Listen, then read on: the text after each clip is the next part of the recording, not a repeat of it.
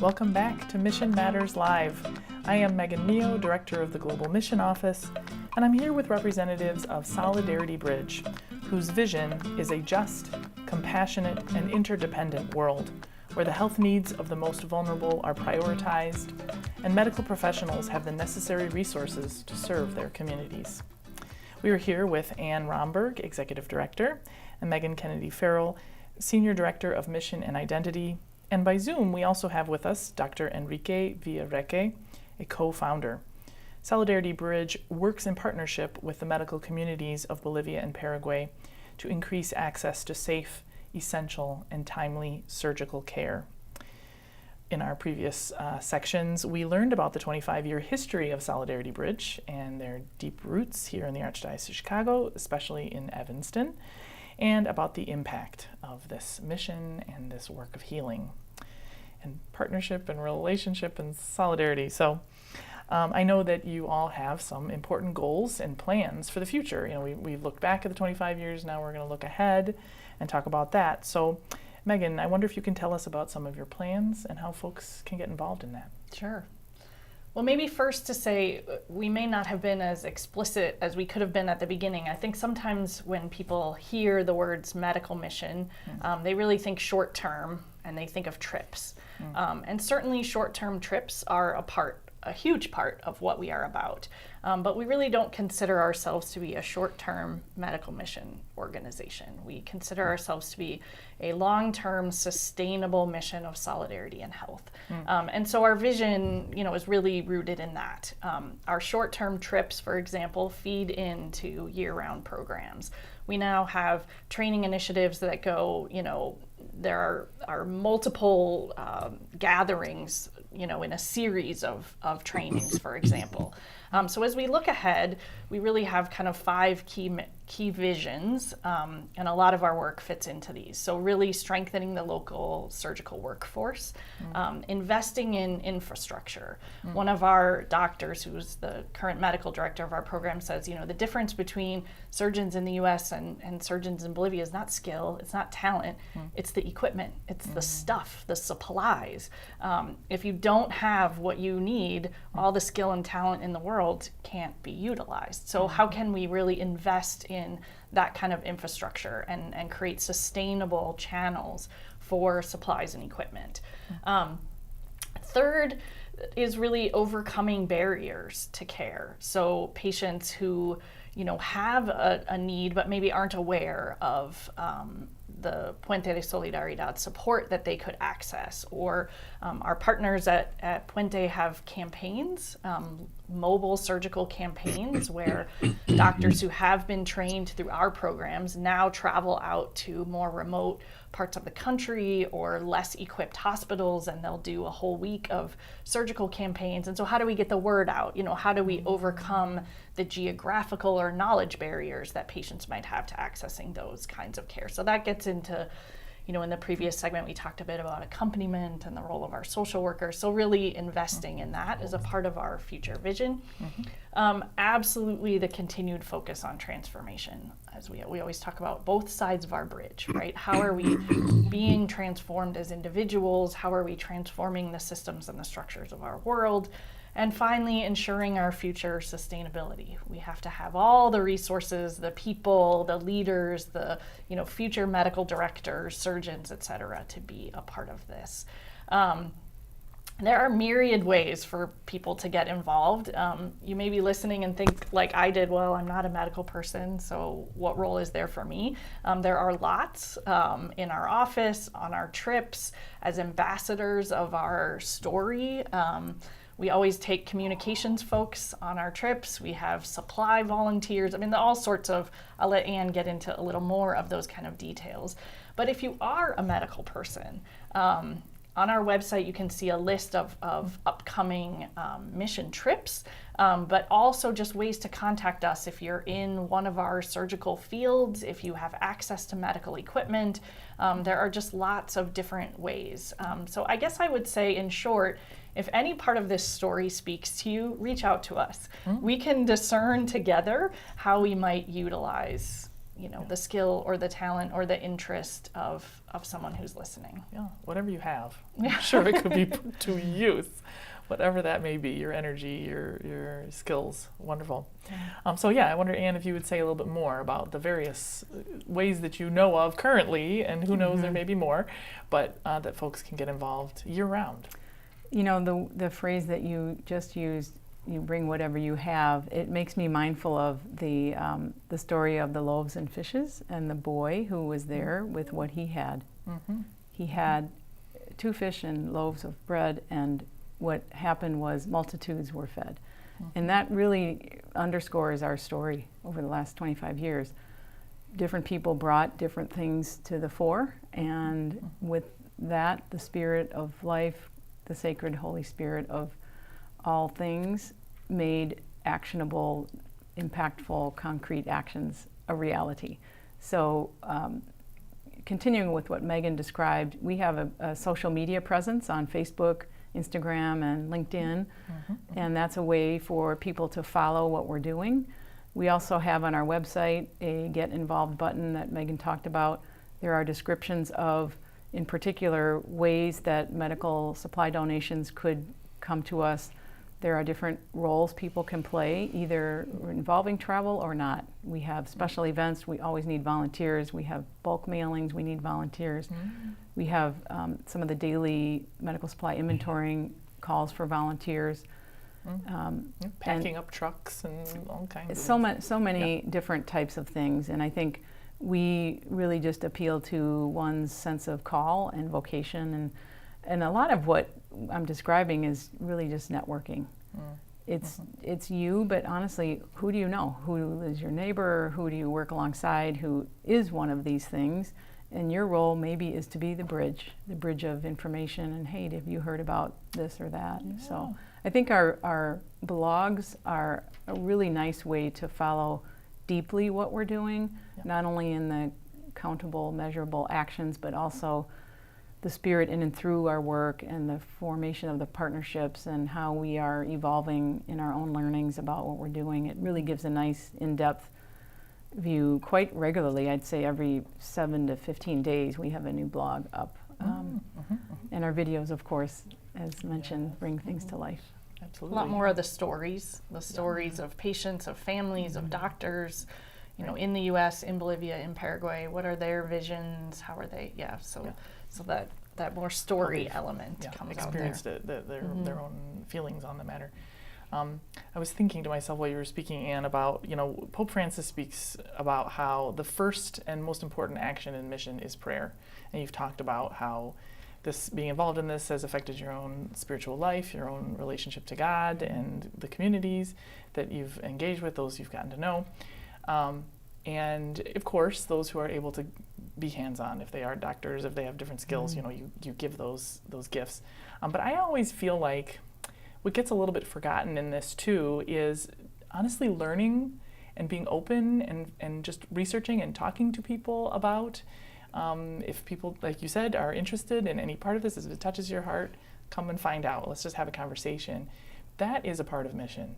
And because once you have some information and it has affected you, then you can share it with others and then do that networking that you just said. You don't know, you may just be that bridge to somebody else if you don't feel like you have much to give or whatever.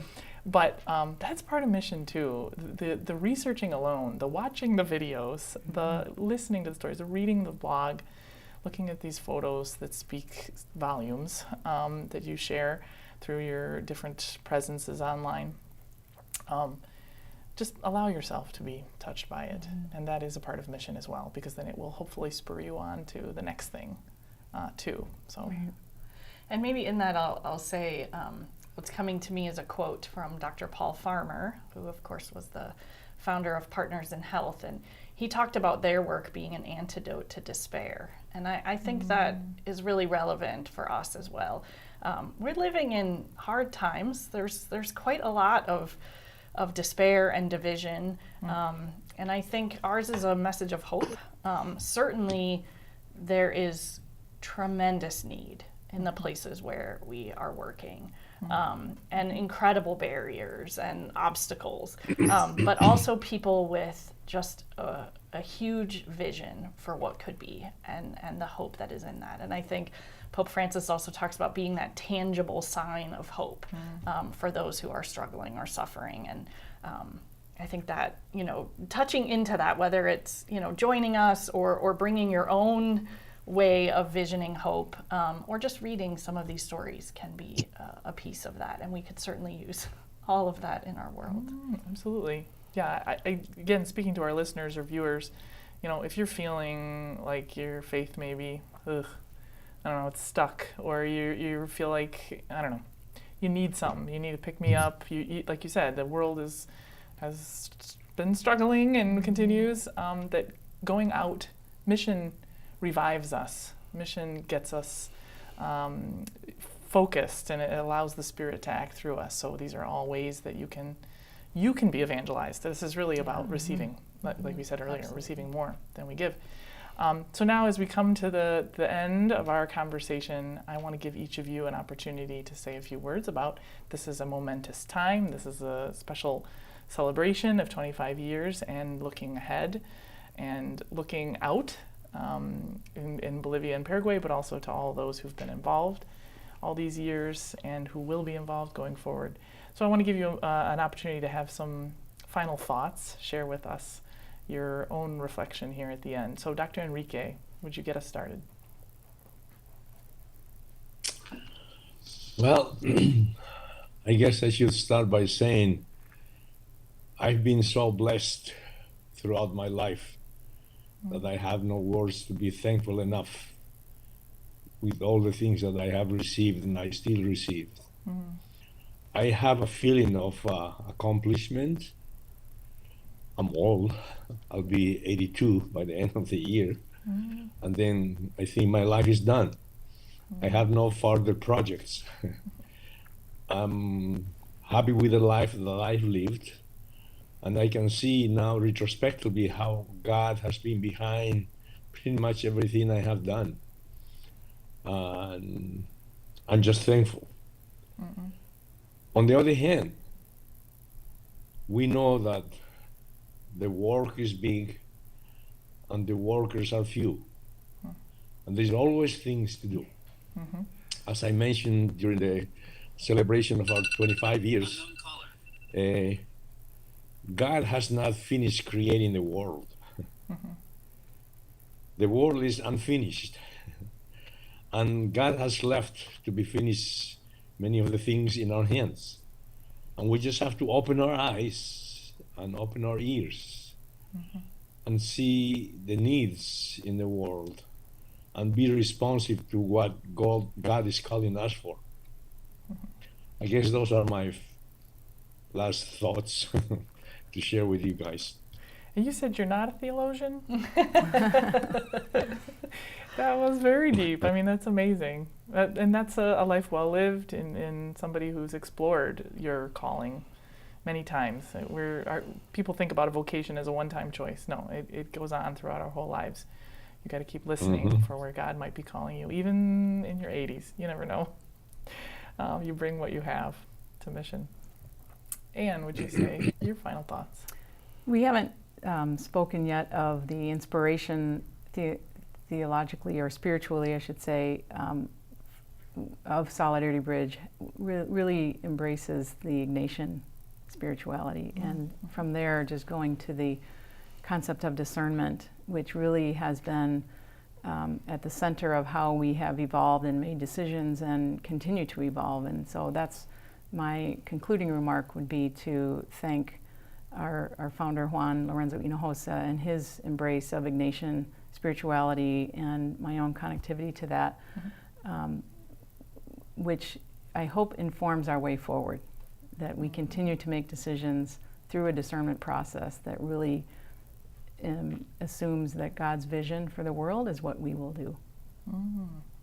Wonderful. I think that's one of the things that I'm so impressed by with Solidarity Bridge is this intentionality and this desire to, it's not just about completing tasks. It is really about following where the Spirit is leading and paying attention to all those who are involved in this work and being in relationship. So, Megan, your thoughts? Well, if I can, maybe I want to end with a little story. I had the opportunity to travel with a gynae surgery team to Sucre, Bolivia about 2 years ago. And the partner hospital that we work with in Sucre is just incredible. And there was a group of young doctors, they proudly say mostly women, who saw the numbers of patients who are dying of cancer, and really they believed there was another way. They found literally an abandoned building, which they, with their own hands, transformed into a hospital, which is incredible. And they're just doing amazing work for their communities and looking to us for support. We've been traveling every year with a team who's been teaching advanced skills in gynae oncology surgery and working with supplies. But I think the story I want to leave us with is it's their vision. It's their, the way that they see the needs of their community and are being invited into that. And it's a tremendous honor, really, to be a part of this and deeply motivating to keep at it. I think for me, I really believe our world can look different than it does. And we get to live that in some small ways when we are together with our colleagues. And I don't mean to romanticize it. It's hard and people are truly suffering. But it's the vision of our partners in Bolivia and Paraguay, what they want to see and the tireless effort that they're putting toward that. And we have the opportunity to be in solidarity with that and to be transformed by that. And so that is what gives me so much hope and is motivating for the work that lies ahead. The word hope came to my mind as you were speaking, particularly. We, of course, the medical care can change a person's life, can give them such a sense of everything's going to be okay. But at the same time, just to know that somebody across the world cares about us as a community and that we as leaders are not alone in this, that they knew they could accomplish what this building that you just mentioned because partners will be with them in that is amazing. And again, back to my point earlier about if you feel like your faith is stagnant, mission will revitalize it, will give you that sense of hope. We can't do everything. There's a lot of things in this world, but we can do something. And we can do it very well for 25 years and beyond. So congratulations. Thank you so much for joining us today, Anne, Megan, and Dr. Enrique. I am impressed, so impressed with the sincere joy and dedication that you bring to this work of mission and healing. Solidarity Bridge calls us to an awareness that we are all interrelated and interconnected. Through your work in the Archdiocese of Chicago, we have forged deep connections and engaged in transformative action in the world. May God bless Solidarity Bridge on this 25 years of mission. Thank you so much. Thank you so much, Megan. Amen. Very welcome. Glad to have you.